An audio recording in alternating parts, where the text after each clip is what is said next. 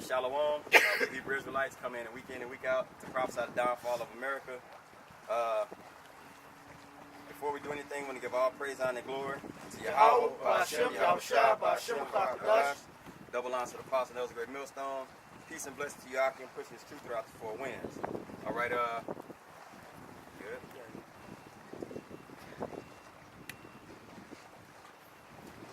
Today we're gonna basically go into 3 words and time to scriptures. Good. But all this is basically we're gonna stem and go into patience. You know what I'm saying? We're gonna go into patience because people lack patience. People have attention and a mind span or a mind frame. If you do homework, if you have kids and you do homework, you'll watch a TV show. Watch a TV show, and the TV show can play for 3 minutes, and then you have a commercial.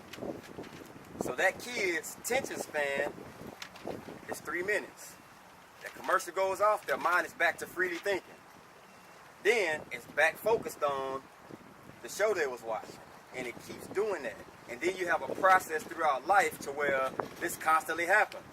To where when you're talking to your kids, they'll be looking at you, and then their brain automatically says, commercial on. Then you look at them like, you hear me fucking talking? Don't walk away when I'm speaking to you. But they're naturally set up from when they start watching Sesame Street and all these things. They're naturally set up for things to be that way. You know what I'm saying? So the world is actually teaching them to not have no patience.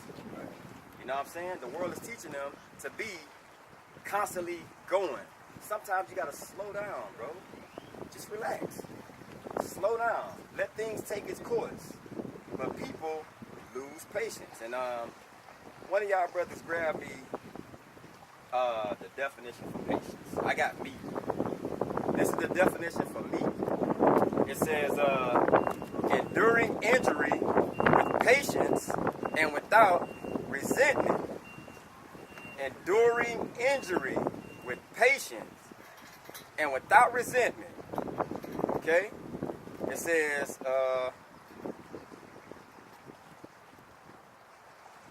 in spirit and courage. Okay? When you do something and it says I don't care. That's the spirit you have. I don't care. You're me. I'm gonna get to the kingdom if it's Yahweh Ba'ashem Yahushua's will. But if he's putting it in your hands and saying, hey, put on as the elect, what are you doing to show to me that you're worthy of salvation? You know what I'm saying? You have the mind span and my attention of watching TV shows, and you have no patience and you're not meek. Well, hey, guess what? You got the spirit of Yahweh Ba'ashem Yahusha in you. Now you have that. So shake that shit. Shake that shit of not being patient and not being meek. Grab that. Go ahead. Go ahead. Go ahead. You in there it says endure something. It says enduring injury. Injury. Yeah. You look at judgments. When judgments are brought forth to us, the common mindset is to say, "Damn, can I please get out of this situation?" Right. But what? When you have that spirit of Yahweh Ba'ashem Yahushua, you're what? You're gonna endure that, and it's gonna build you up more and more to where what? Now you have that courage. Right. Now you have more courage. And what comes from that? Faith. And this is James chapter 1. And I'm going to start at verse 2. It says, "My brethren, count it all joy when ye fall into diverse temptations, knowing this is the trying of your faith, working patience. But let patience have her perfect work, that ye may be perfect and tired, wanting nothing." You know, so what? This ultimately is a process that you're going to be going through. You know, when you have those judgments that come your way and you feel like you really can't endure through it, you know? Right. Because what the attention span has always been from birth is to what? Hurry up and get out of that situation. Right. You know, like referring it to working out. If your muscles hurting, you're going to say, damn, I need to stop. You know, rather than keep going and doing it through it. Right. I got patience. I got appreciation. I got what you said.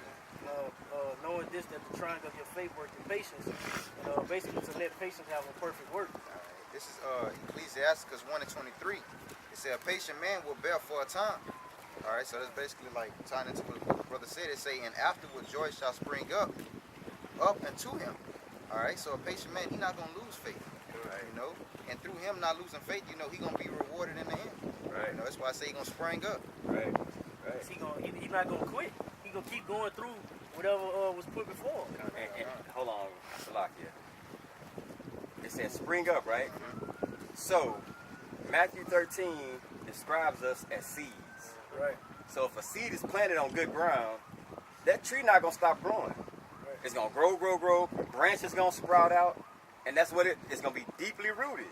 So when you spring forth, a good tree is not gonna stop growing, bro. Whatever's planted is not gonna stop growing.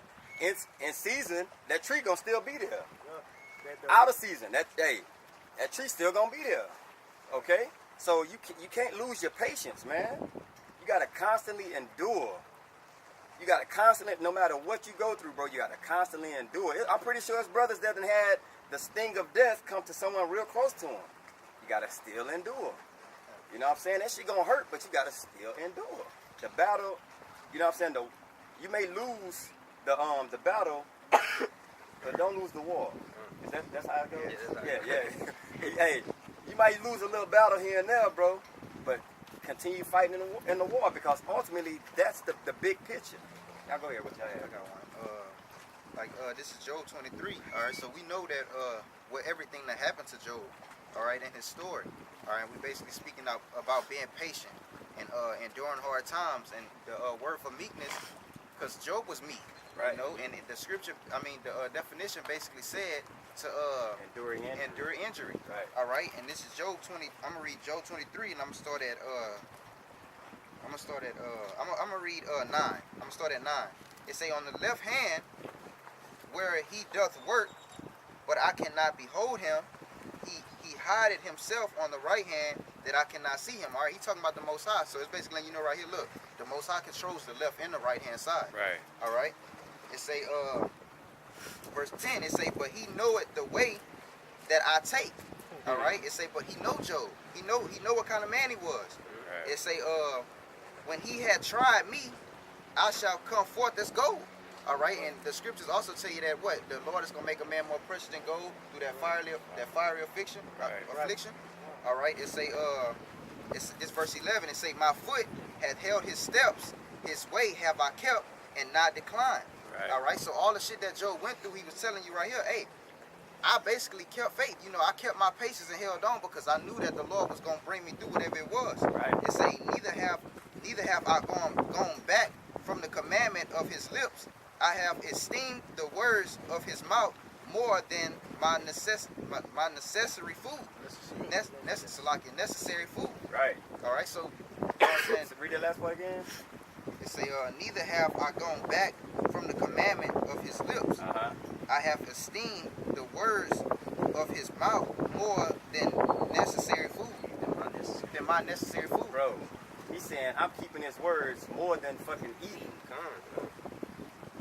Because it's a necessity that you fucking eat.